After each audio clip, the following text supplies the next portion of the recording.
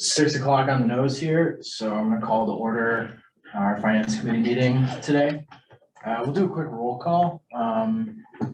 Trustee or committee member Dominic Baranyi here. Jason Mellon here. Christine Gator here. Pat Johnson, secretary. John Gator, trustee liaison. Sarah Knack here. Jesse Andreen here. Janice Foster here. Patty Garcia here. Right on, okay, Ethan. cool. Ethan's Ethan's here. here too. Yeah. And Also gonna be- trustee and- Teets. Hi. Hi, welcome. Thank you. Let's start with reviewing the minutes from the June 26th, 2023 meeting. I have one I have to make. I spelled Nick's name with a K. Oops. You can blame autocorrect for that one.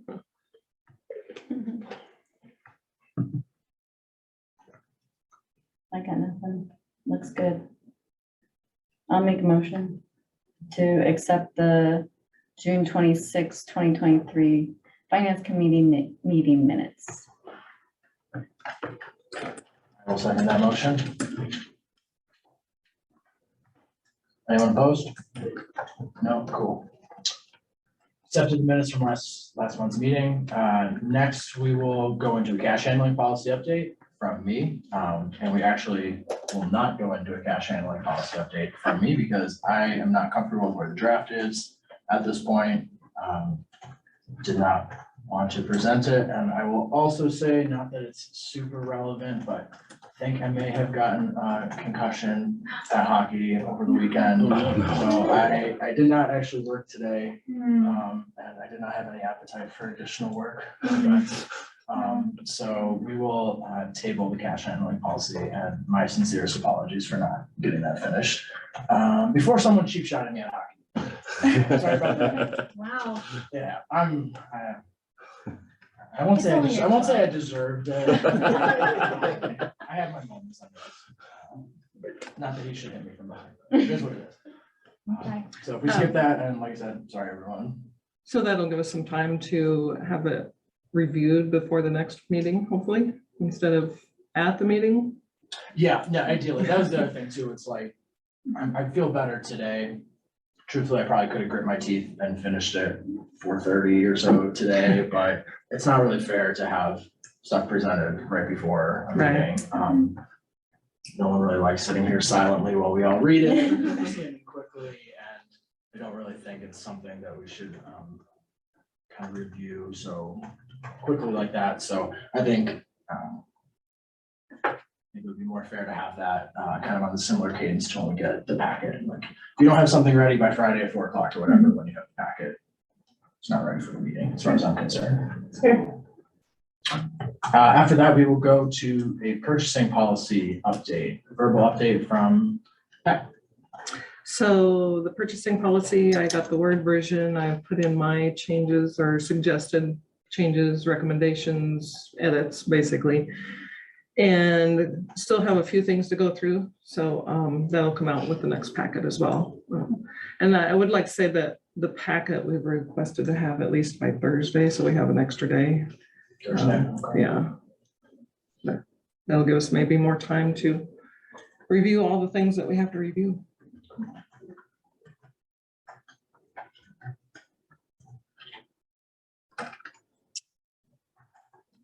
All right, moving quickly here. Anything else on purchasing policy or any input, feedback from anyone? I'll take some on cash handling if anyone has any either. Cool. Audit update? Well, I can say Pat and I did meet and talk about the purchasing policy. She kind of identified some of those issues, like we said we had a purchasing coordinator, which is not obviously a position we have at the town of Wellington, and there was some information that it didn't coincide. They didn't connect whatsoever. So it was interesting to go through it with her, looking at it through that purchasing lens of, this is what you said here, but then it says here on page 4 So going through those red lines and stuff was really helpful for me. And she said, should I just fix it up? I'm like, please just fix it up and make it what it's supposed to be. So it's something we can actually use. So her time was really beneficial. So thank you, Pat, for your time. And I'm not going sure through that we're going to share my first edit with everybody because it's pretty well marked up. Yeah.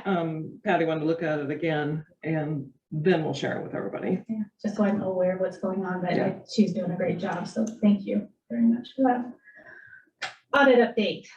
So the auditors have re-engaged in a big way. They've been reaching out to us. I think we have provided them all of the requests for 2021. They've requested documents for 2022, which we feel is a good sign. Kelly did hear from them today that just talking about the process and what was going on. We don't have a date for the 2021 audit to be presented yet. She let them know today when she talked to them that we're going to need a date for that for calendaring purposes. With assuming that the contract with Baker Tilly gets approved tomorrow night, Don Rhodes, who will be assigned to us to work, we'll be reaching out to the auditors for more information, see where we're at. None of us on town staff are auditors. I mean, I know Dominic has questions and we've kind of forwarded those questions and they don't answer us right away. So maybe you have more of an in with them and using the right lingo, but Don Rhodes definitely understands what needs to be asked and can communicate that to them. So if his contract gets approved, he said that's one of the first things he'll work on is finishing up that audit. He would also be working on that management's discussion and analysis for the audits when the time comes. He said he will be preparing that. So I did receive a request from Dominic for the management letter comments for the prior year's audits. We have been through all our files. We've been through Judy files. We've been through charity files. So I have reached out to Larry Watkins from BDO asking for those documents because I don't remember seeing it, but I was only here for one audit with them. And that was the 2020 audit. And I remember looking because I was wondering what our deficiencies were because there was always something. And I don't remember seeing anything in the documentation that was provided. So I will let you all know once I hear back from Mr.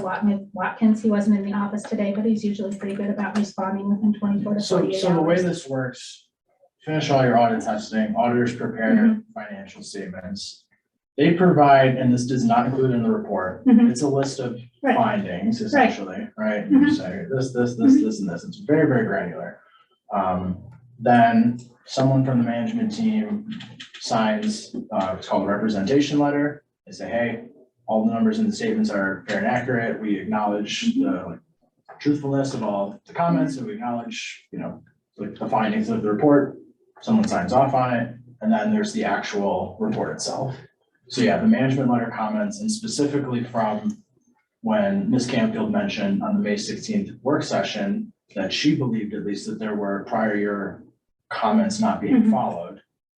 That's what we were trying to follow up on specifically. Was that section that's not in the report. And it's usually pretty granular. Like it'll say like your cash policy doesn't quite work, or your internal controls documentation isn't what it's supposed to be, or we noticed instances where purchasing card authorization limit was X and someone bought for Y. Like it's usually very, very specific. And then like the summation of all of those audit points, depending on how I'm trying to say serious they are, would lead to, okay, if they were like super serious and there was no evidence that management fixed anything, then it would say, okay, you have either a significant deficiency or a material weakness.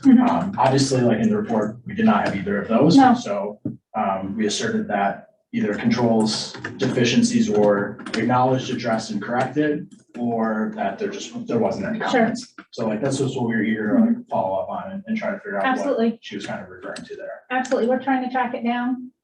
Like I said, I've been through emails. Ethan went through things. Janice went through. She has access to all of Charity's files. We're just not finding anything. So like I said, Charity because she wasn't here in 2020. And I've got Judy. Well, she has Judy files as well. So we'll follow up. But like I said, I want to let you know I did reach out to Mr. Watkins to see what I can find. Who's driving like testing? Like you provide them PBC docs, and then usually the way this works is if you're testing AP, for example, like they're going to look at your list of bills and bills payments from certain periods, and they're going to say, okay, we're gonna test like these 10 bills, like show us the bill, proof of payment, three-way match, ties out to the GL. So those are the other thing I was trying to figure out from last meeting and from our email communications was like, who right now is leading that? As far as giving them their remittance and everything they're asking Yeah, for. testing. Me. Okay. Yeah, myself and Kelly, and will be Stephanie when she returns, but Kelly and I are doing everything. Okay. Does it seem like any testing has happened so far? Not with AP or AR or anything like that. They have provided a list of 54 requirements, which I'm sure you're, Request for Familiar with. 2022. yeah, this is for 2022. So it's kind of like the punch list. Yeah. And Kelly and I are going through it as quick as possible.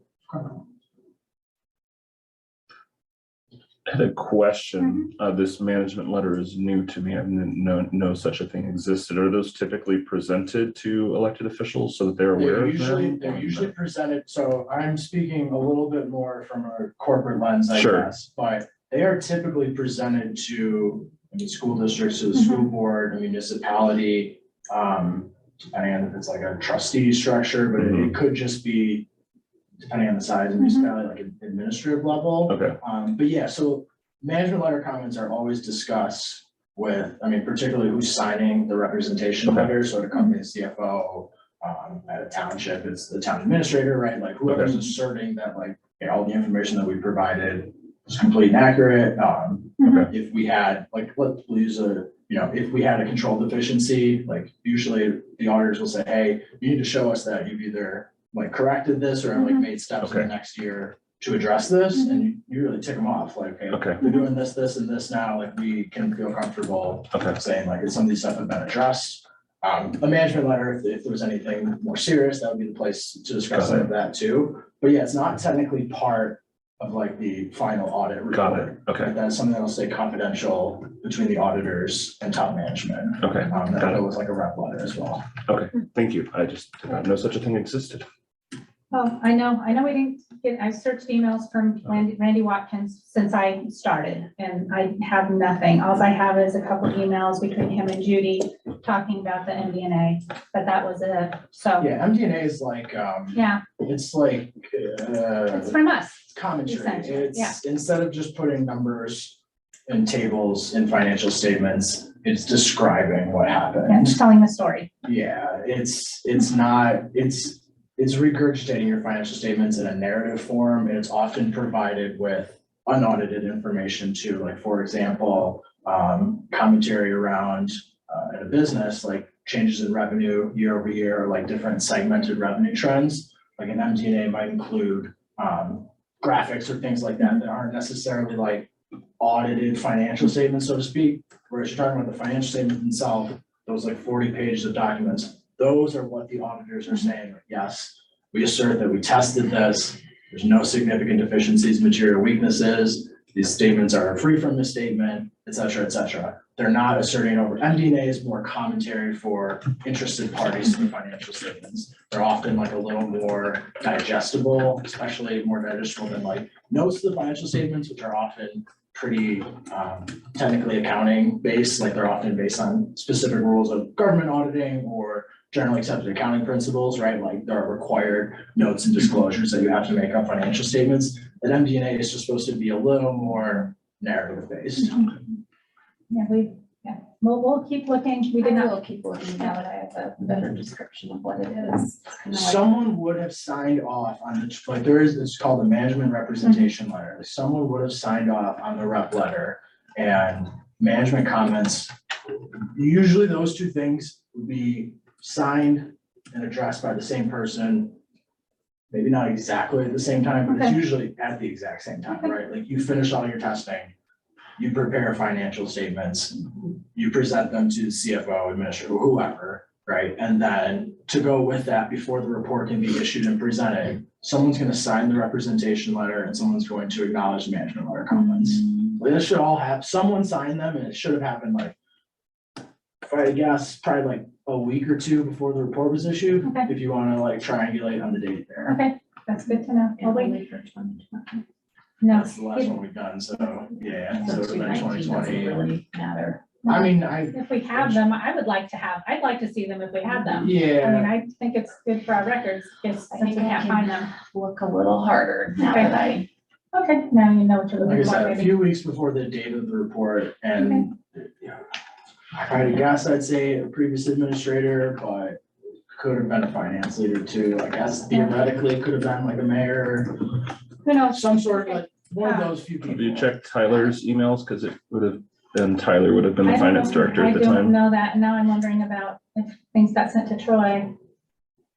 Could have been a Troy or Tyler, because I was looking through my audit emails and I had some questions about audit that I Mhm. talked to, and I'll forward it to you from Okay. Tyler, but he gave me someone's email address, Aaron. I don't know if that was the And person. that is at BDO? Is it a? No, at ACM LLP, was I that? don't know who that is.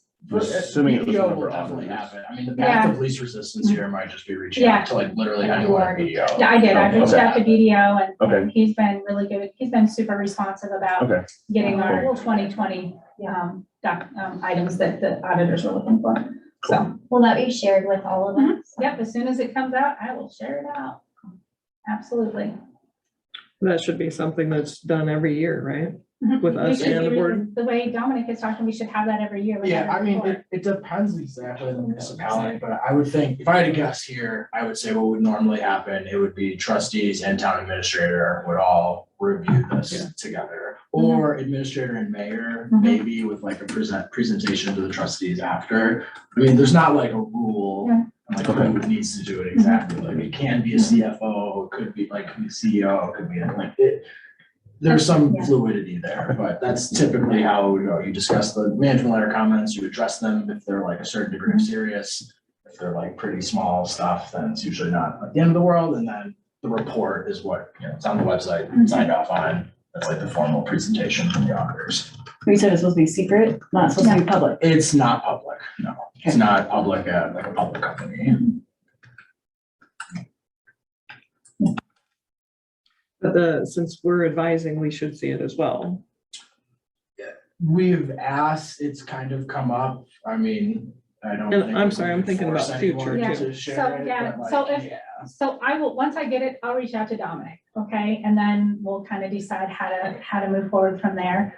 And then maybe I print it off and give it to you all at a meeting or something like that, so there's not an email trail or something like that, because I don't want, there's nothing to hide. I would agree. So there's nothing to hide. We want to improve our processes, and if there's things that the auditors determined that we needed to work on, then let's work on it, let's fix it, because that's the purpose of that particular Yeah, letter. it's one of those, I mean, we don't know what's in it. Mhm. There could be also a variety of like, a good example of this would be, this is not the case here, but a very large settlement payment at like a corporation or something, like some details of the handling of, like, let's say there was a large settlement related to a lawsuit at a corporation, and in their accounting system, they didn't make steps to like hide the person's identity.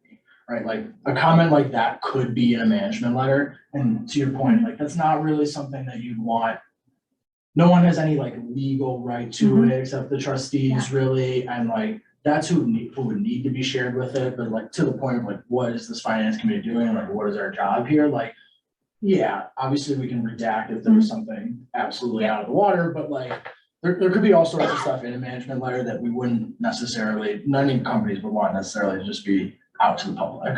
And that's not an obfuscation thing. That's just like, I mean, there could be sensitive or like really specific information in a report like that. So I'll keep you updated as when I find it. So at least you know that it's been located, and then I'll work with Dominic. How does that sound?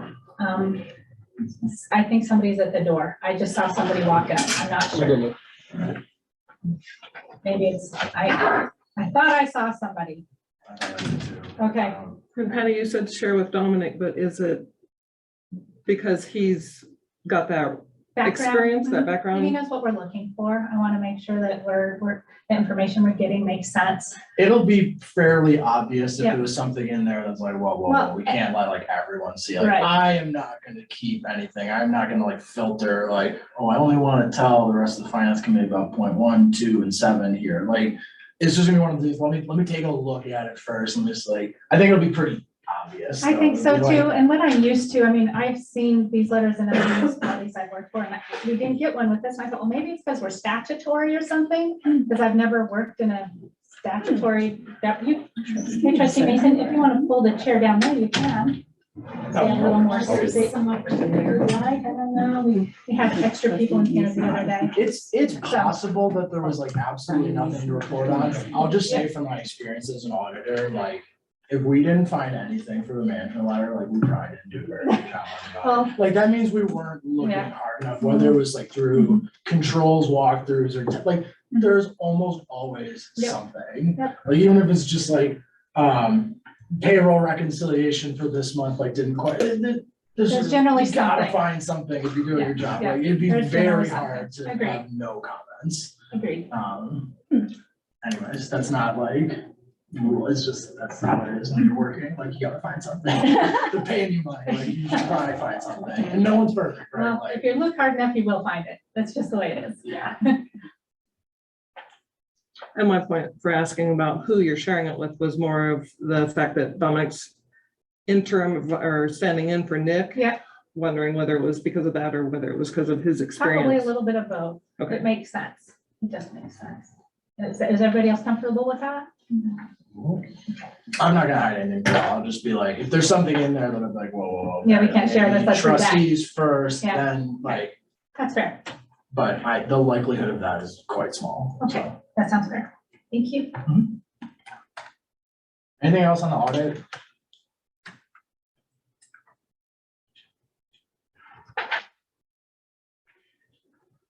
All right, I think next up is reviewing the Baker Tilly. Is it fair to call it an engagement letter? Yes, that's what it's called. It's an engagement letter. It's not Okay, a I wasn't formal 100% contract, sure. but we, Okay.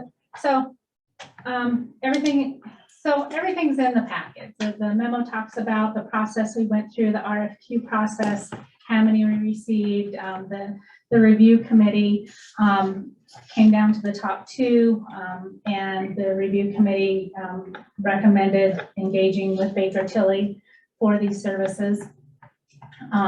Understanding that it's expensive, we know that.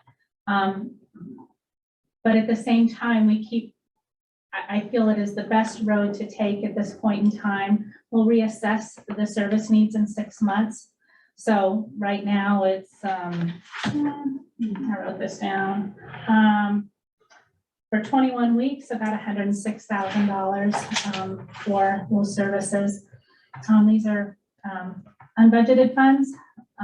So each department, many of the departments in town designated funds for the service.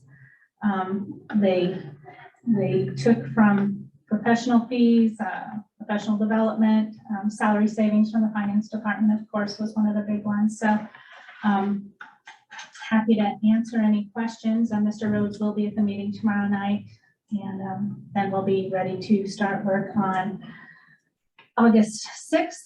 We have Cassell coming in the next week to do some on-site training, so he will be participating in that as well. So he is well versed and, or at least has a knowledge of Cassell. I can't say well versed, but will at least understand the system and be able to work within it and be able to look at the same things that Janice is and things like that. Does anyone have an idea of how long we are hoping to have a company like that? You know, me personally, I'm hoping for at least a year, because I think it's gonna take us that long to actually get us in a good place. But I'm hoping that the number of hours will be reduced after that first 6 months. I think the first 6 months will be, onboarding, learning our processes, what are we doing? One of the things he said he wanted to do, one of his priorities was to make sure that we were all comfortable with it, with all the GL entries. He knows that I've been very honest with him and told him that's an issue that we're having right now, and wanting to make sure that that's correct and it correlates with our current budget.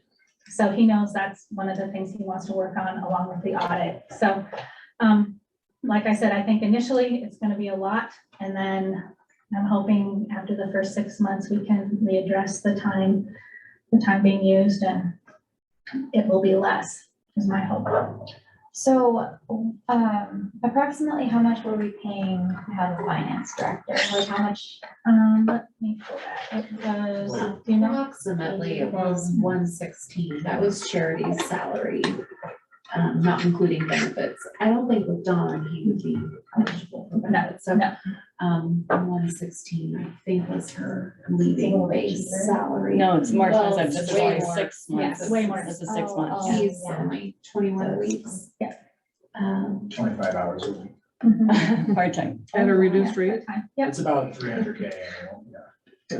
yeah. Do So, they have anything, like have they told us anything that they will for sure correct or for sure get done? no, all I know is from from the people we talked to and their experience that this is, this is what they're skilled at, is being able to turn things around, be able to make the work within the GLs, make sure everything is working right, look at the audit, make sure it makes sense, start looking at our revenue projections, create the budget and present it.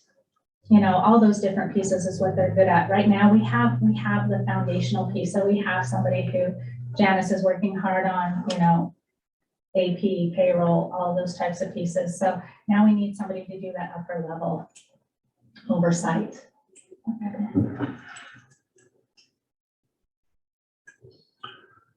One thing I did want to note, you did email the packet to the finance committee, but on the website, it's only showing the agenda when you click the packet. So if we can just make sure to get the packet Yes. uploaded so that the public isn't watching the video like, wait, what are you talking about? I have loaded packets for 18 years, and for some reason, this finance committee packet just threw me fit, so I apologize. I will do that as soon as we're done. So this 106 is based on the minimum, Mhm. 25 hours, but you said you're hoping later they will go down to the minimum. So we need to start at the 35 hours to begin with, not the 25. So we need to find money in the budget for the additional 10 hours a week, plus an additional probably coming in travel. I mean, we're jumping ahead to the budget a little bit. I would say conservatively, you should probably budget for close to a full year, 25 hours a week minimum. Keep in mind, though, that if you read this letter, so you get Don, you get Don 25 hours a week plus travel and expenses at a discounted rate. So that's what you get. You get one person, you get his 25 hours a week. So we're talking budget, we're talking certain rates, we're talking policy reviews, we're talking GL code reviews, so you get him. But if you need anything extra, you get billed at the full rate based by level. So, you get, I'll just say this here, right? Like I have experience, on both sides of the table here. Like the way this is working is you get an expert at a pretty good price for 25 hours. That's what they can budget you for. That's how they can carve out time, like staffing wise. What ends up happening is, especially in municipalities who come in with issues, like you don't know exactly what you need until he really starts working. So like, for example, so Don's gonna start, it all gets approved by what? August-ish, September, maybe after Labor Day, today's today, 17th? Yes. So call it mid-August, late August. 2 weeks just getting acclimated, right? Like who's who, get me into systems, let me look at some very, very basic reports. Let me look at budget. Budget calendar's coming up real quick. We have 2 outstanding audits. We have GL cleanups and stuff to do. That's 23. Like, I'm just gonna tell you right now, like as far as like process or like root causes as to why things are going wrong, Don has no time to do that in 2023. This is not how this works. And I don't mean to be pessimistic. I'm just like, been in like a consultant role, my private industry role now, like I work with consultants constantly. We're never under budget. Okay? Like, literally never. And it's no one's fault. It's not like they're slow rolling you. The way this works is when you just start peeling back an onion, right? And like if we have ambitious goals of like really, really revitalizing process and peeling back onion layers to the root cause of like what is actually going wrong. To say nothing at all about, okay, he's here 2 days a week, like the follow through and the execution on implementation, like he might not really be the best person to do that. And definitely not in his first like 3 months, like maybe a year into the job when everyone knows Don and everyone's chummy with Don, like maybe they'll like, I don't wanna say listen, but like he's still a consultant at first. Like there is an on-ramping period to any consultant relationship. And like this 25 hours a week for the rest of the year, it's gonna get you through the budget. If you want his help on the audit at all, I'm assuming maybe, Probably. that's the hours. Okay. Like, that's all of them. It's just like, these things don't happen quick. Like, you don't just walk in somewhere as a consultant for the first time and like, you get everything that's going on. You can be handed a trove of documents, right? Like, you can be given all of this stuff, even if your processes are great, it's gonna take a while. I love the idea of hiring someone. I just wanna be super, super realistic with the budget, cause like, this year, 106,000, okay, you're not gonna fix anything. You're gonna get the audit done, you're gonna get through the budget, and like, you might catch up on, at least you'll feel maybe like, okay, some of my 23 financials might be in a decent place. The hours will be gone after that, like they just are, and I don't want any underselling of like, we're needing less hours later. In my experience, and it's nothing personal, I thoroughly disagree with that. And like, if you are really expecting, if anyone's expecting a stranger who is not the finance director, who's not getting benefits, who doesn't live here, to come in and like really fix these processes, a year minimum, year and a half more likely, and call it a full 300K next year and 106 this year. It's not to say that it's not the right answer. That's not my point at all. I do think it's the right answer. I just want all of us to be really honest about like budget. And like, these guys are sharp, they're good. Yep. And guess what? If you have problems, they got people to fix your problems and they cost money. And that's just how this works. Like in my company, I had a pretty tight deadline, literally this week, right? And we have a very good relationship with an external consultant. They're a combination of like CPA and IT people. They do super great work helping us with our financial systems and just kind of brute forcing work that we don't have staffing to get done. Great. They always have more people to help. Always. And guess what? We're always over budget.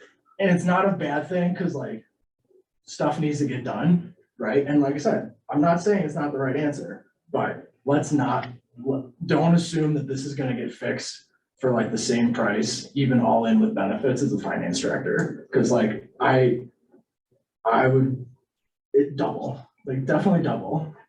So why don't we do a little bit of negotiation up front and try to get them to outline a little bit more of what they're going to do for us instead of just regurgitating what you sent out in the request for information? Well, we emailed today. He wants to talk about a work plan after, probably tomorrow. But definitely set up a work plan.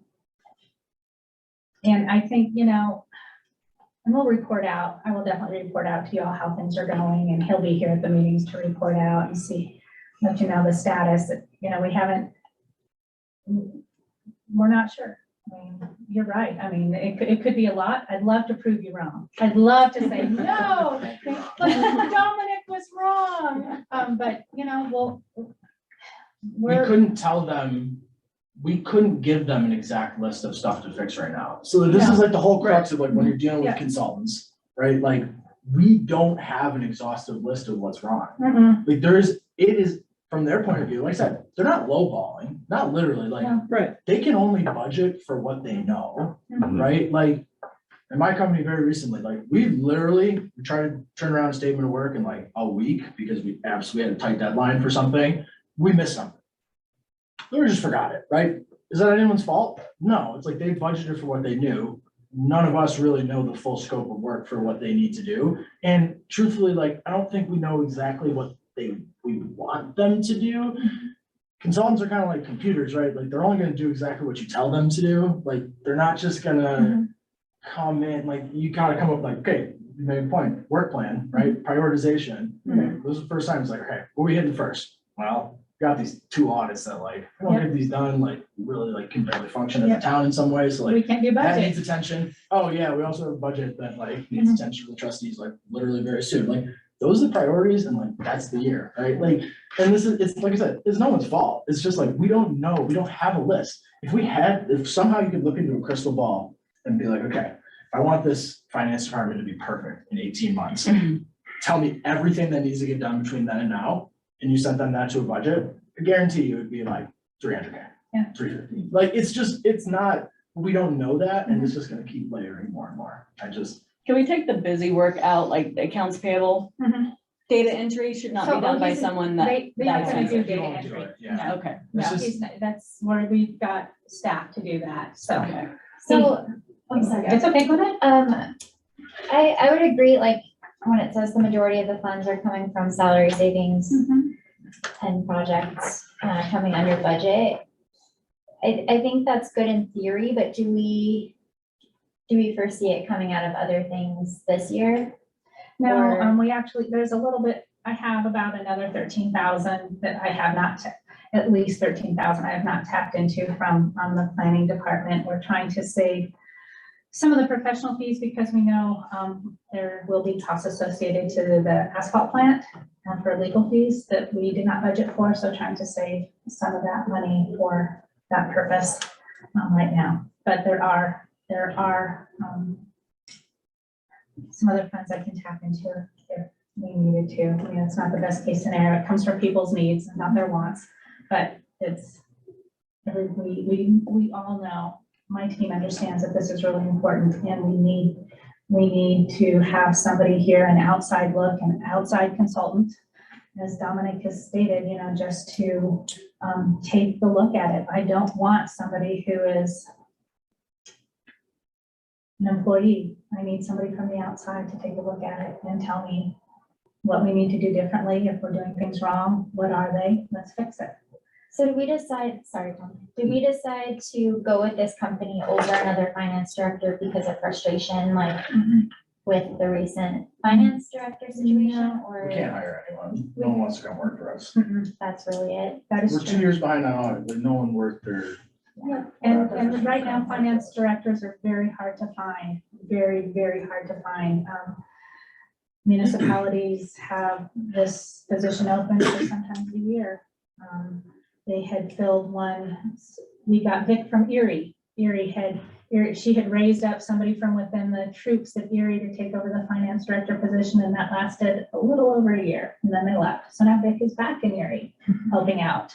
So finance is a tough role right now. The political climate makes it very difficult. There's a lot of oversight, and trying to make sure everything is correct all the time is difficult. So we're seeing a lot of turnover. Have we looked at like other municipalities that have had companies like this come in, and like, is there a greater success rate in those towns? Well, the one I rely upon is Brighton. City of Brighton had some similar issues. And Dawn is who worked with Brighton, and their team recommended him wholeheartedly to come in and take care of business, essentially. And Dawn is the one who gave me the 25 hours after his experience with Brighton. So whether it's off, it could be more. I was taking his recommendation as far as what he thought it was, but definitely we can readjust, and I would notify you all if that was the case, along with the board of trustees, if we needed to increase that at all. I felt like we were going to be going over those hourly rates on a regular basis. I'm just curious why Brighton? Brighton, because that was somebody that Baker Tilly used, and it was a community I knew. So I had contacts over there. I could ask them questions, somebody I could trust. So. Yeah, and to be clear, like, 25 hours is a fixed fee here, right? Like, that's the 5K.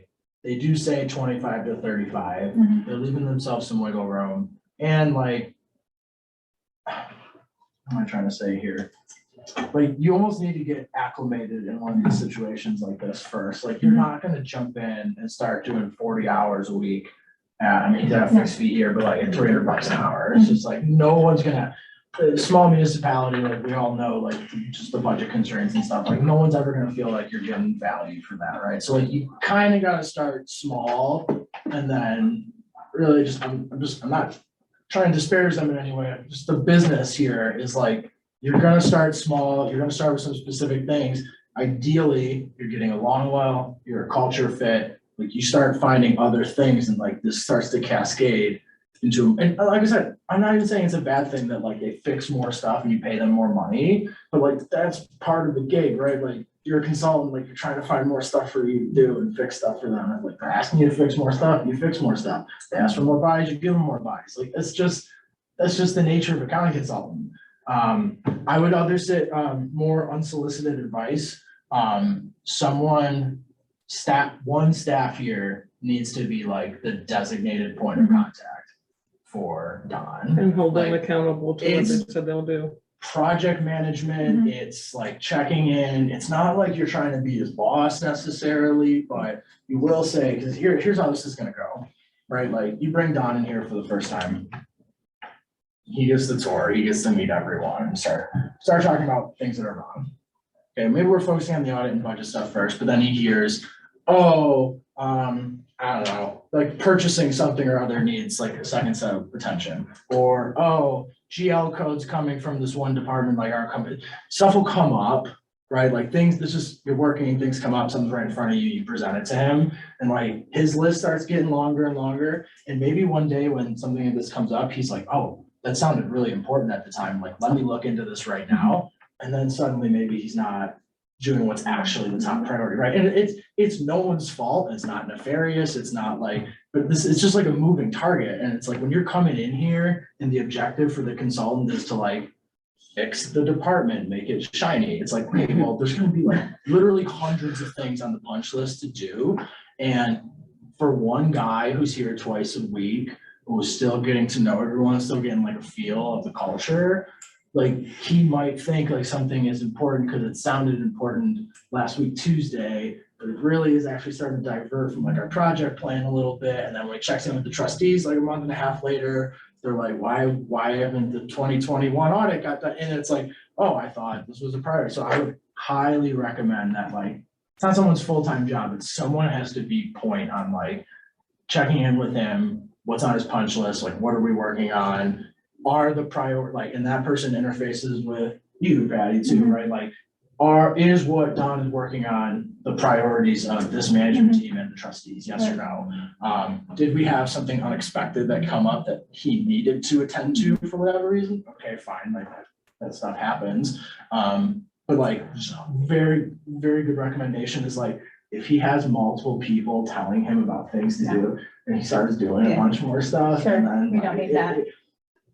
I highly recommend, like, this is something I do at work all the time, particularly, so my company and our company merged together, right? So like we've spent the last 6 months combining every system, combining accounting teams, all this good stuff. Like my role turned into from like a technical accounting role to almost like a project manager by the end of it, just because like there were so many people with so many like competing interests. And like, my company's a little bigger than this municipality, but like that stuff will happen. Like he'll be sitting in a room and he'll hear about one problem and it might not align with like so I would just highly recommend that someone is like the dedicated point of contact.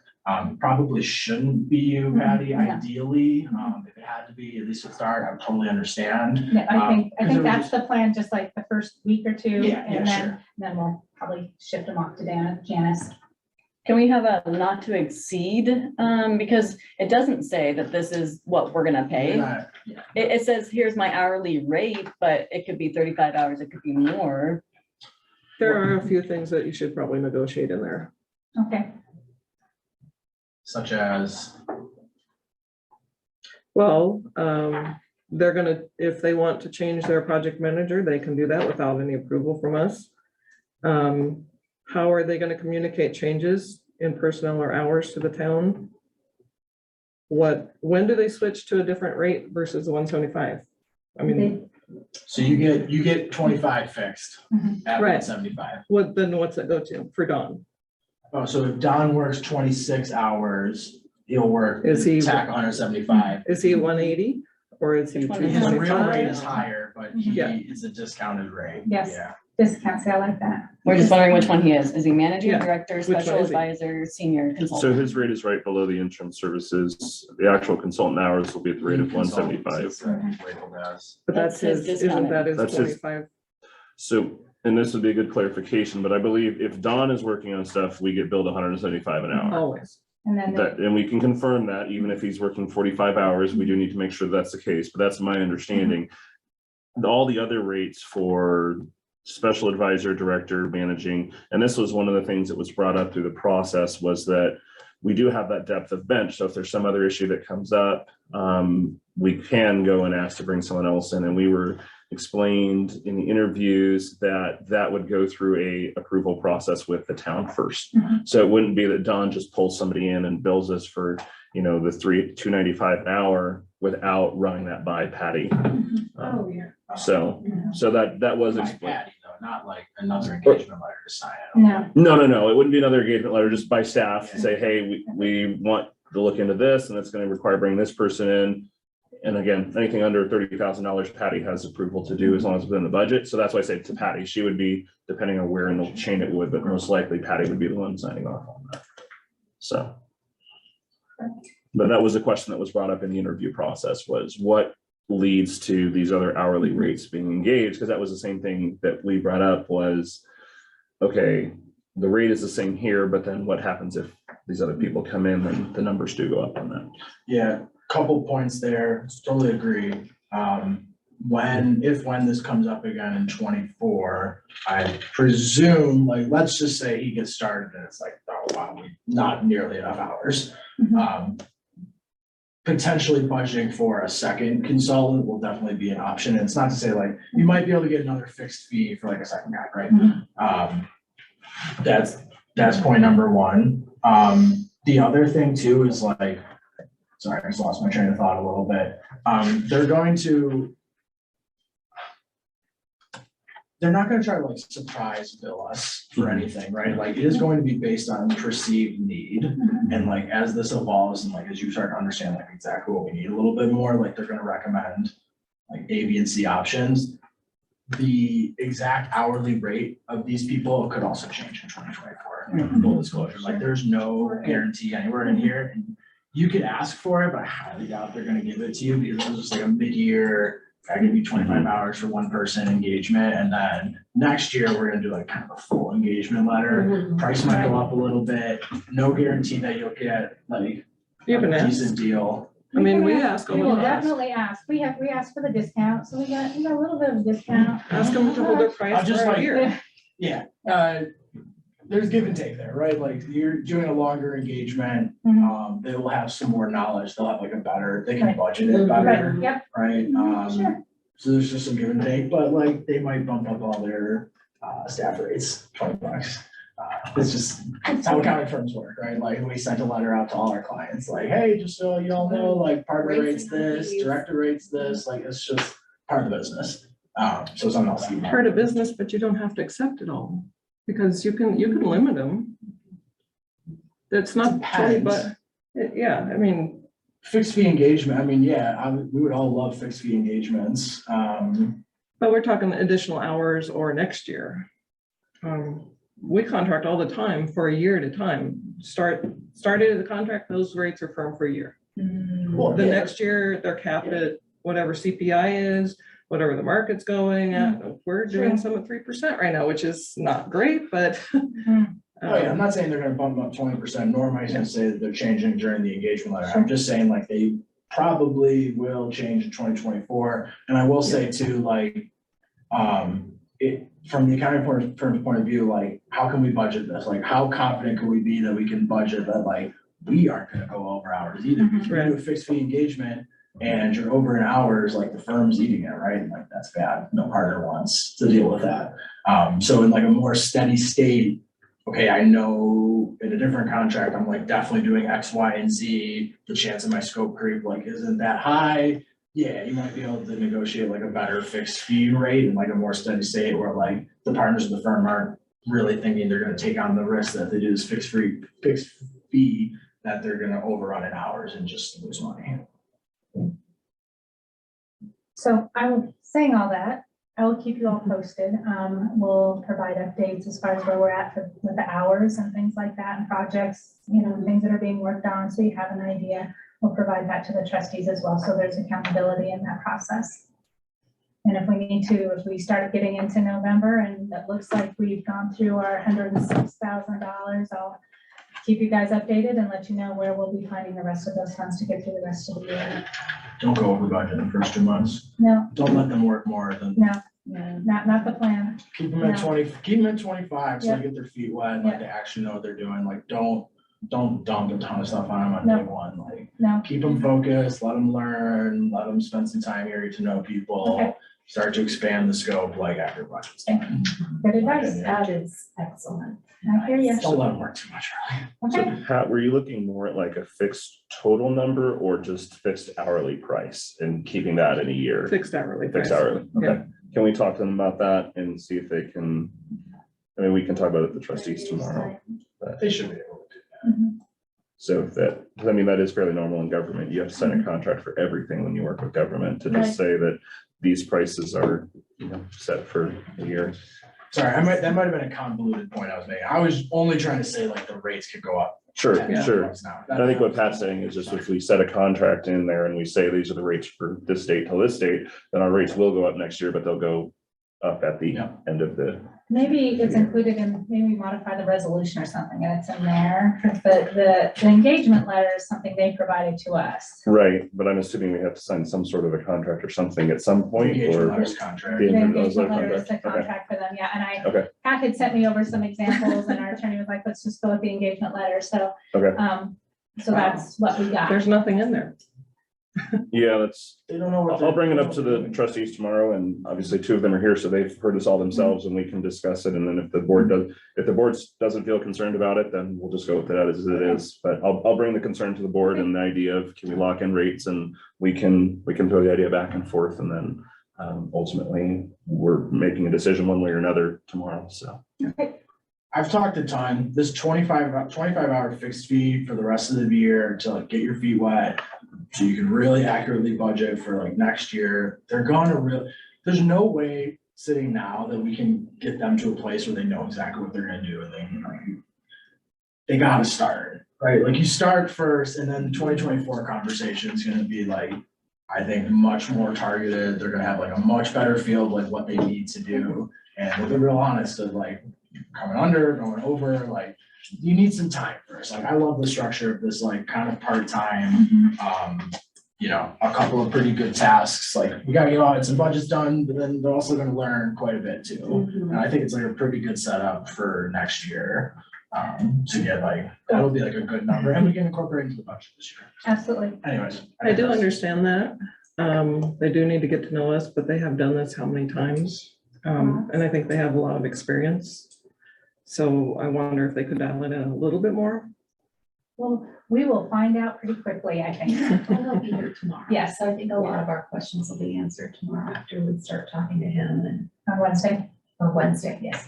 Yes, he's coming to the meeting on Tuesday, then staying on Wednesday to he's gonna come to leadership, meet everybody. We'll talk about, you know, what we see as issues in the finance department and things like that. One more thing about, Yes. where you're getting the money from, Yes. the library budget, is it revenue? Yeah, we could, he's willing to give up the revenue. We're tracking down where it comes in as the expense. So it's money that he has. He told me. Did he tell you? Written Okay, down. cool. That's what he had given me when I did packet the other day, but he was gonna figure out what. Take it out of the, yeah. The expense line item. Yeah, we just need an expense Yeah. to book it to, you Yeah. can't book it to revenue. Right, Yeah, so- okay, that's okay. We'll have it ready for tomorrow night. Thank you for that reminder.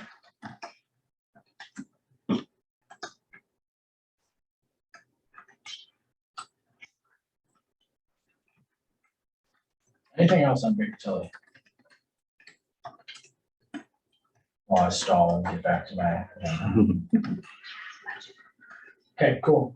Next is reports. We'll start with staff first and I believe the budget calendar is called out here. Yep.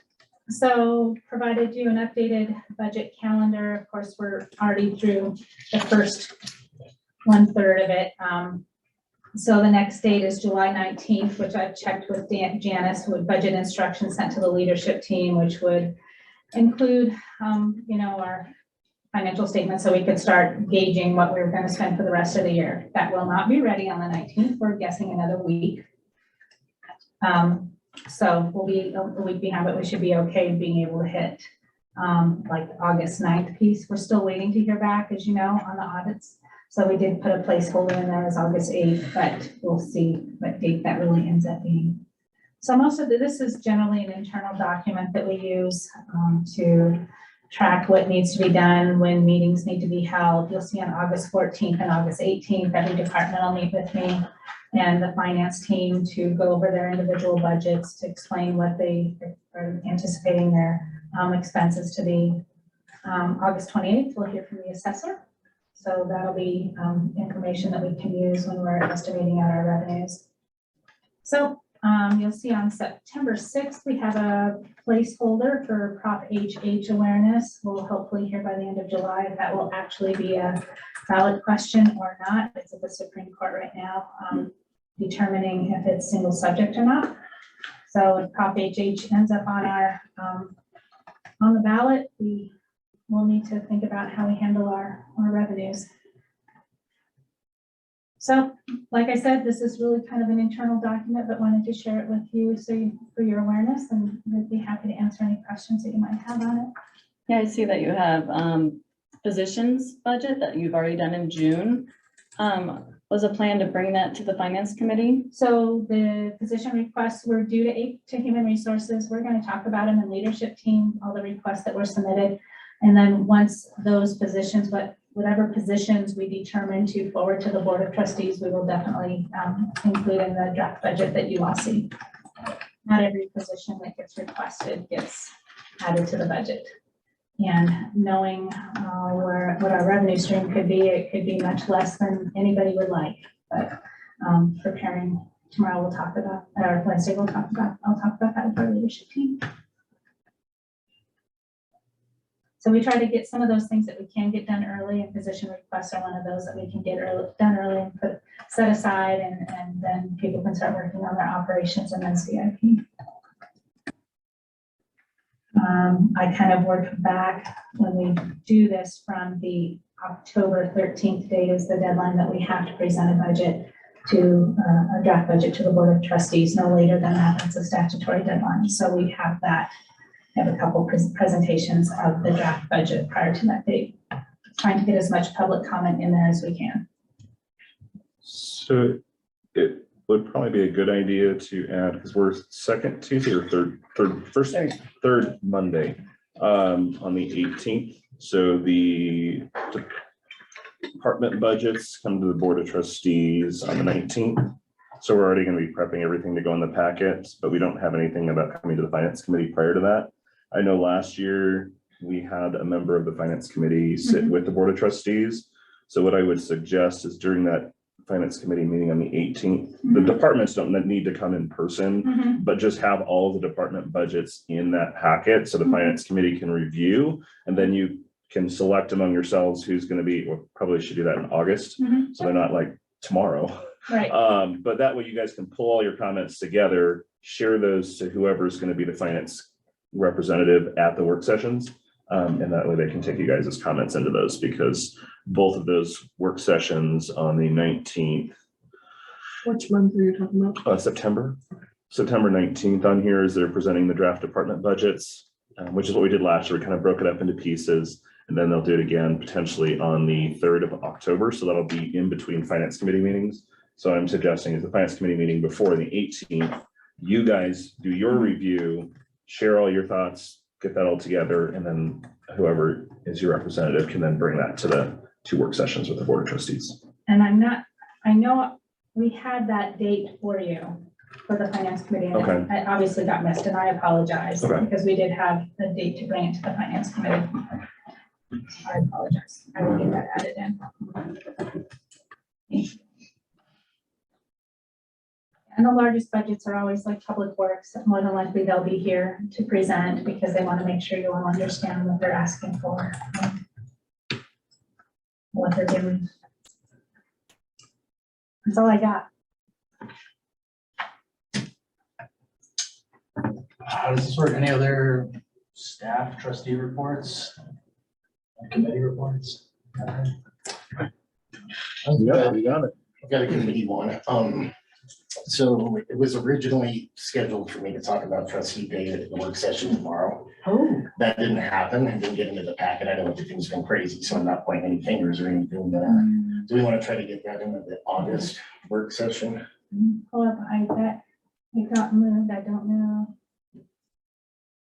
Ethan, can you see that? Do you see? Let me look. Okay. I don't think then it's can in try to there. look too. I give it a- No, it's not. It's I was not in gonna there look at yet. our future Okay. meetings I was going agenda. through it earlier today. No, I was gonna try to look on our future meetings agenda, but yes, we will get that rescheduled. I Hey, apologize. no worries, yeah. I can Okay. even- I'm happy to do August or whatever works. Okay, we'll get you scheduled in because that needs to be in conjunction with our budget process, so, okay. Thank you. I got something. We talked last month at our meeting about us doing a work session. And it was said that we were gonna communicate over email and schedule the work session. That did not happen. So I would like to schedule that now so that it actually happens.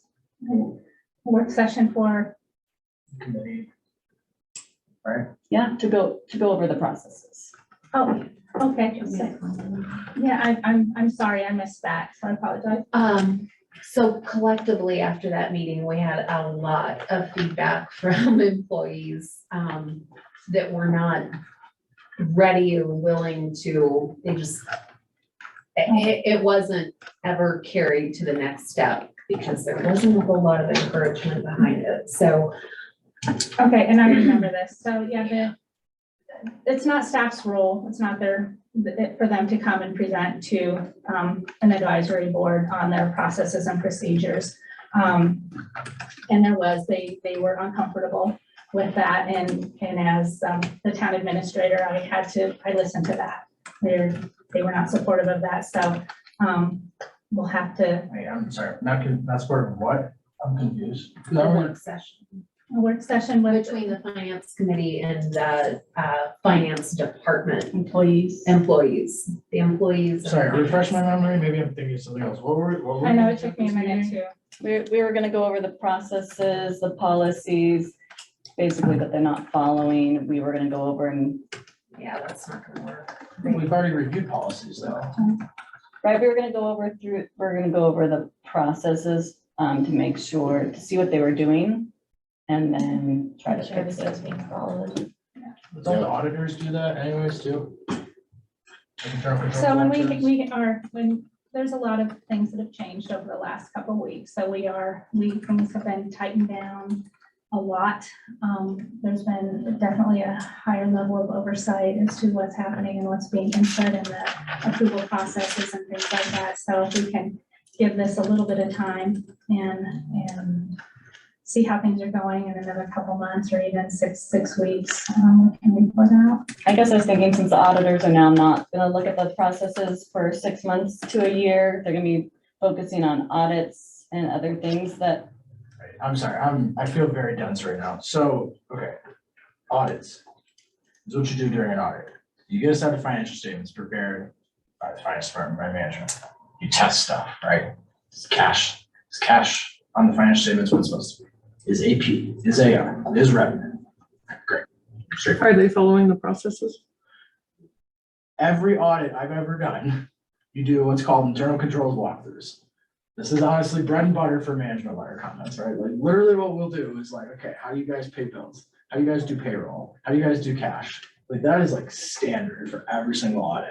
So I don't think the auditors ever said that they weren't gonna do that. And if they weren't, I would say, well, what the hell are you guys doing? Because that's literally, I'll tell you what, as a staff auditor, it's like someone when I was like starting out, it was like the best way to get to learn stuff was like any business you went to, it was like doing internal controls and walkthroughs. Like sit down with people who are actually doing the jobs in there and like, okay, go through, usually you have a document prepared from the year before. Obviously they were starting from scratch, but it'll be like, okay, how do you pay stuff?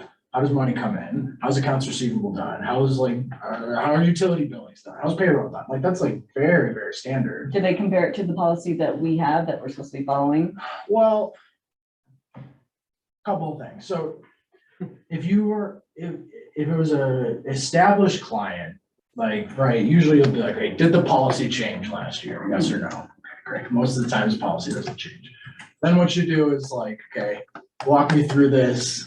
You usually have some document prepared, like narrative style, like so-and-so in AR will do X, Y, and Z. So-and-so at the front desk will open them, like whatever, right? And you go through, you're like, hey, is this still true? Is this still true? Is this still true? I'm like, oh, no, it's not Janice, it's Amy now, or whatever, and you change stuff. Then usually what the auditors will end up doing is like, okay, I know you told me that this is what you do, but I kind of need to see, like, if you say this is what you do for a bank deposit, like you gotta show me like 1 or 2 deposits. It's not audit testing. It's literally usually like show me one. And like, oh, did so-and-so sign off? Did this person sign off? Did this person sign off? Yes or no? Okay. And like, if they didn't, or if like you tested payroll reconciliations, I kind of mentioned these earlier, like you'll walk through the payroll process and you'll be like, okay, so so-and-so is doing a rec every single time they do payroll. Can you show me the rec? And like, if you find 1 month that wasn't done, you'll be like, oh, I'll tell my boss that like on the July 14th payroll run, so-and-so didn't sign off on the reconciliation, and that's like a failure of process. Is that a serious failure process? No, they're usually not, right? But this is like cannon fodder for like, are they actually doing what they say they're doing?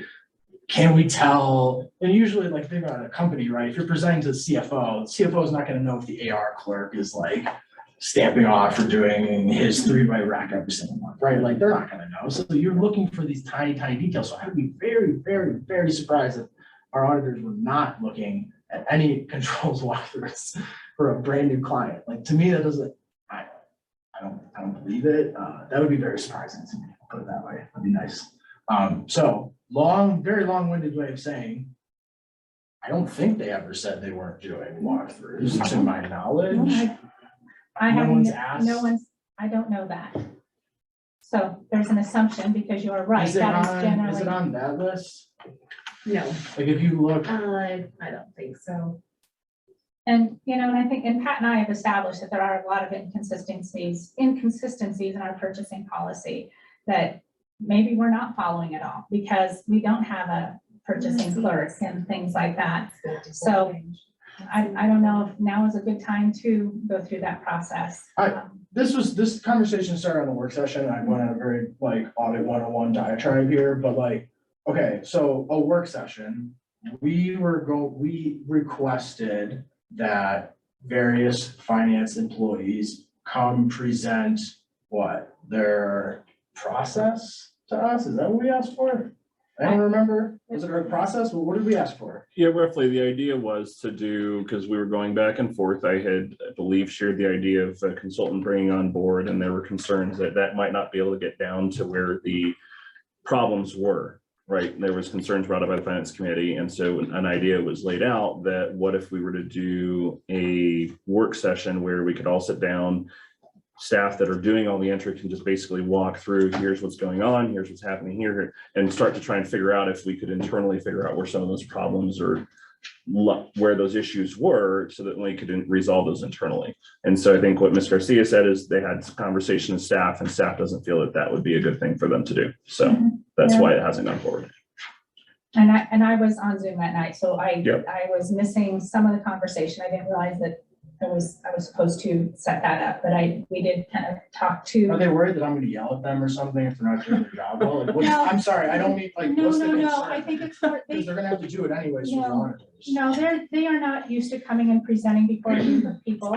They're used to coming and sitting in their desk, doing their work and going home at night. This is not their role. This Yeah, you is- shouldn't send like an AR clerk in front of like No. trustees or a committee. Right, I get Right, that. so that's it. I mean, they're uncomfortable with that and I understand that. It's more important for me to retain them and keep them happy than to come and Yeah, and present on this. definitely appreciate that. 2 things. One, the auditor's definitely going to ask them. okay, and that's And fine. if they don't, you gotta ask the auditor, why the heck are Okay. you not doing this? That's Because this is literally like I wrote it down. every auditor would do this. Mhm. But number 2, then, okay, you don't wanna make an AR clerk or whatever, I'm sorry, I'm literally saying a position. Yep.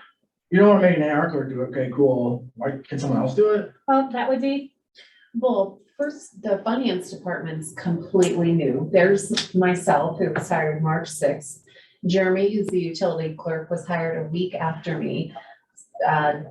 Charity no longer is here. Stephanie Rivas no longer here, went with her. So our temporary AP fill-ins are Jenny Jones and Patti Lundy that are, I mean, this isn't their job to do. They do other Yeah, things. So that would be the work session. okay, So can I reframe this a bit?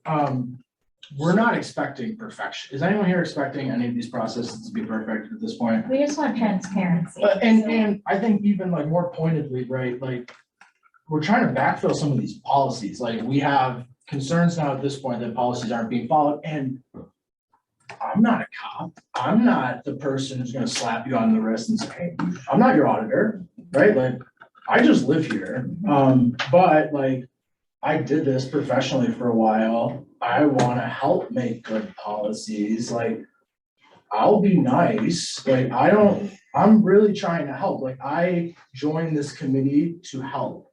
Like, I moved here from across the country, I have no family and friends here, like, I've been here for like 2 years, like, I still don't hang out with anyone here, like, I joined this committee because I was like, I don't know if there's any ex-government auditors in town, like, I don't know, like, maybe this town of like 12,000 people might need me a little bit, this is like the least I could do, like, I'm literally here to help. I don't wanna say I don't care, because this is like my reflexive, but it's like, I'm not here to hurt anyone's feelings or like tell them that they suck at their job. Like, I'm literally trying to help. I just think the time spent with the employees to come in and do this is not time well spent, because we're already under the gun, we're already short-staffed. There's really no productivity for temporary finance fill-in people to come in and have a work session with. Yeah, I wouldn't expect It just temps to do isn't. this, obviously. And I had originally thought, oh, well, we'd be happy to be transparent and share. That's a great idea, because in a perfect setting with, consistent staff members who have history here and have stayed, that'd be great. We could all come in and work together. But we have new people, temporary people, it doesn't Yeah, make sense. temp doesn't make any So- sense, obviously. I think we all agree there. I will also just like throw this kind of counterpoint out here that like, sorry, Don. Yes, Don Rhodes, yes. Don, what do you think he's gonna do when he's like, all right, we need to take a little peek at internal controls? Like, what do you think he's gonna do?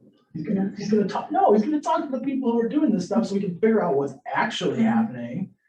Like, he can look in his Baker Tilly archive for like, hey, I need a comparable size clients like cash handling policy, or give me like some other municipalities purchasing policy. Yeah, he can copy and paste it. But like we said, like, he's an expert, so like, he's trying to figure out like what we're actually doing, who's actually working here. There's only so many people who work here. Like, you can't just cookie cutter a policy that's gonna fit everywhere. Like, he's gonna retrofit it to what is actually happening and like how the finance department is structured. So like, my reframing of a work session would be, we're not the cops, we are not auditors, like, we're trying to set the table so Don can come in here and do his job effectively. And so that someone who you're paying $175 an hour for the next conservatively 6 months, more likely 18 months, can like come in and he's not like, wait, what policy is this? Like, is anyone actually doing this? And then if he reads this policy and then he talks to Sandy and Sandy's like, oh no, we don't do this. Like, we haven't had this thing. This isn't right. This is like outdated. Then he's got to do rework. He's got to come back to whoever his point of contact is and be like, oh, hey, like, I'm not meaning to be rude here, but like, you guys gave me these policies, but I was talking to Sandy at the front desk and she says like, this is just not how this works anymore. He's doing rework. Like, we're not trying to say like, you're doing your job badly. Like, I very much appreciate that this is a small government, that it's hard to retain people, and that there's push and pull for this stuff, right? Like, they don't need me, someone who's audit experience, to come in and slap their wrist and say like, no, you're not doing your job the way you should be, person who's making $50,000 a year. Like, they don't need me to do that. I'm trying to help set the table for Don, so that Don can do his job, so that we can get caught up, so that we can actually hire a finance director who might stay here more than like 6 months. Like, this is not a police state. This is not what we're trying to do. I think there's like been a very, very vast misinterpretation of what this work session is supposed to be. Well, the tone from the previous work session a month ago. You can say The me. tone. No, it was you and I rewatched it and I respect everything that your feedback. I loved it. But the tone that was perceived from the employees when they watched it probably wasn't. Yeah, that guy's a jerk, right? So I don't wanna come in. Well, why are we doing that? Like, I don't. Well, we're not, I so didn't. we're not gonna do the work session, right? Well, and kind of adding to that from our You're perspective. just kicking the can on the work session, because you're gonna do it with Don, you're gonna do it with us, you're gonna do it with the auditors. Right, and I'm just saying, like, you're literally going to do this at some point, so. Sure. with I'm Don, reframing it's that this is fine. not me telling you. So before we just go over round the circle, I Yes. think that we've kind of hit a point on that, and if that needs to come back at a future point, that can be a further discussion. Sure, sounds good. Anyone else reports? It's just me. Well, I think Christine had that last one. I just want to say that that last meeting, I would like to think that we've all learned from that, and that we all understand that we're here because the committee that chose us thought that we all had something to contribute and that all of our opinions should be valued, including the staff that's here. Mhm. So, and I think we have to remember that we're a volunteer group, and that's what we're here to, we're just here to advise, and everybody's important here. Was there a perception that someone wasn't important? Personally, I felt that a few times, yes. That I was saying someone wasn't important? I'm trying not to point fingers at, and No, I've been very willing to say, like, I understand I came in a little guns blazing last week, so I'm trying to understand what I can do better next time. You've done a great job tonight. I think you're amazing. I think your mind is amazing and I appreciate, you've got a lot of value. So I can take whatever might not be valuable and disregard it. You help us move forward and I appreciate you. I love it. We're different. We all have differences. That's what makes us a good team. So just keep moving forward. I'd also like to ask that we get a little bit more direction of what we're supposed to do with packets. Sometimes I get a packet and I'm like, what's expected of me? How much am I supposed to get into this? Or really, what is it? Sometimes Okay. I don't honestly know what some of these are. Okay, we can put information in the memos or the, whatever we want to call them, but about what we're looking for and the purpose of the packet document. Okay, thank you. Definitely. I'll speak to some of that, and we can work to have, whether it's introductions or things like that. But I think one of the main things that I look for is, especially as we're looking at the finances and things like that, is you all have different backgrounds. So Dominic with auditing, Nick and Thank you. Jason. I'll say James. I'm like, it's not James. It's not James. Nick and Jason, you both have background in banking, Pat in purchasing. Sarah, you've got accounting background, Christine, accounting background, and Jesse, I think I said this before, you bring the conversation of, okay, we have to explain this to everybody out there that maybe doesn't have all the finance background. And so the questions you bring to the table are great, because then it makes us sit down and say, okay, are we putting these things, are we phrasing the right way? So you each bring something different to the table. And I think that's what I'm looking for is, I'm not expecting you to spend years of your life reading packets, but, go through, read that, especially on the financial reports. If there are things that don't make sense to you, ask questions about it so we can figure out, because you're going to catch different things than I'm going to catch. And again, that's the nice thing about having the finance committee. I have a background within finance, but not everyone on the board of trustees does. And so that's one of the things, is it just adds a level of, there are other people that have a financial background who actually have a better understanding of the reports than maybe we do. And again, I think you guys have a better understanding when you look at things, you see things I never saw. To just come to those and ask those questions, because then staff can take those and they can fix those things before it ever comes to us, which is great. So that when staff's coming to us, they know, okay, hey, we have this resource in the finance committee that can check these things for us before we get there, and then help us. And again, I see it as has been discussed tonight, is you're not to be the police on staff. You're here to help them know, hey, there's something going on here that doesn't make sense. There's redundancies in our policies, or, hey, here's questions to be asking our auditors, or are we doing the right things with banking, right? Are there ways that we can improve what we're doing as a town?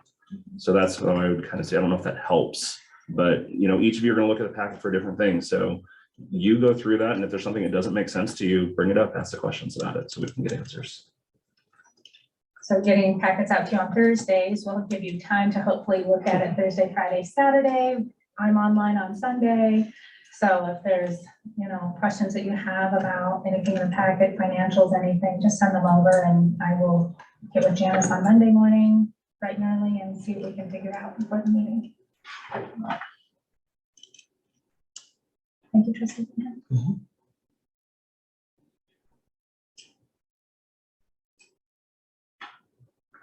Any other reports? I have one I want to give everyone else a chance first, but then I'll do my report. Where to start this, because there's somebody here into this conversation, I guess. I have a report. I wrote something pretty long. I don't know that I'm gonna read all of this here, but I will just announce to everyone here that effective immediately, I am resigning this committee. This has to do with conversations I had with Ms. Campfield in the last 8 weeks before she resigned. She raised serious concerns to me personally that I felt like I needed to talk to old mentors of mine for advice. I frankly didn't know what to do with that information for a long time. I'm an overthinker, if anything, and I thought about it. And I tried to give Ms. Campfield some advice on maybe the best way for her to proceed with the concerns that she raised. I had a pretty long thing. I don't think I'm gonna read it all here. I actually have sent copies to the Finance Committee right before I decided not to go through with saying everything that I was going to say. I will also send it to all the trustees.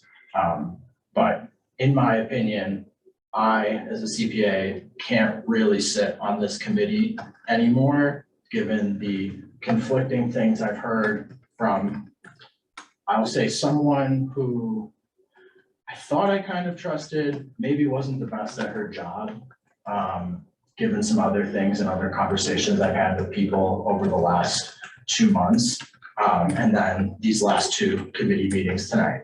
So I was long-winded this evening. I tried my best to give the last bits of advice that I was going to give, but I will be resigning this committee effective immediately.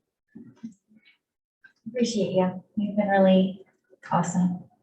Thank you. All you've done. And I think you added a lot to this committee.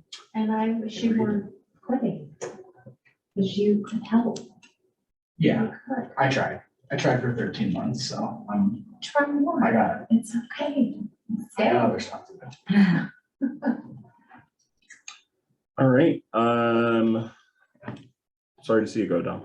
I appreciate the work that you've done and I appreciate the experience you've brought and the questions that you've raised. So 2 things I wanted to highlight for you guys. So I know I had brought over to you the idea of doing the balancing act. And you guys had kind of said, hey, maybe not this year. We're still trying to figure out data, which is a really good point. Well, a member of the community who has a development background actually reached out to me, and she is actually willing to put her time into trying to help us develop something similar to that, where we can still run something like that, but we're not going to have to pay a lot of money to go out and do that. So she's currently working with Ms. Garcia and working on potentially getting something up that we will potentially be able to use this year to help gather input from the community in terms of their ideas and their thoughts around budget and things like that. So I just wanted to give you that update that I'm not going to propose to the board that we put this in. I did meet with Balancing Act today, actually, just to get a better idea of what they have. It did like a Zoom session, they recorded it. So once I get that recording, I'll send that out to staff, I'll send it to the trustees, I'll send it also to the Finance Committee. So you guys can just see kind of what are the tools that they have. It's an idea that I'd like to explore for next year's budget potentially to see whether or not that's a tool that we use next year, because there's some other things that it does as well. And that's that software you presented last time. Yeah, Balancing Act. So they've got a few different things that they do, but yep. So I will, once I have the recording from them, I'll send it out to you guys so that you have that and you can review it and everything like that. And then when we get into budget, we can have a deeper conversation about whether or not it makes sense. So that is what I've got for tonight. I've connected Dawn with Kelly Hodeling to try to connect some of the dots too for this piece, because she's gonna need some more information. Got it. Okay, perfect. Got it.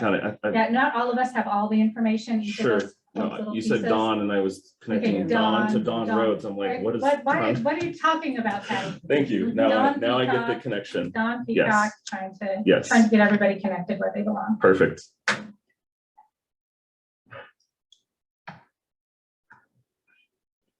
Anything else? Gavel, but, Okay, meeting adjourned. adjourn. Thank everyone. you. Thank you.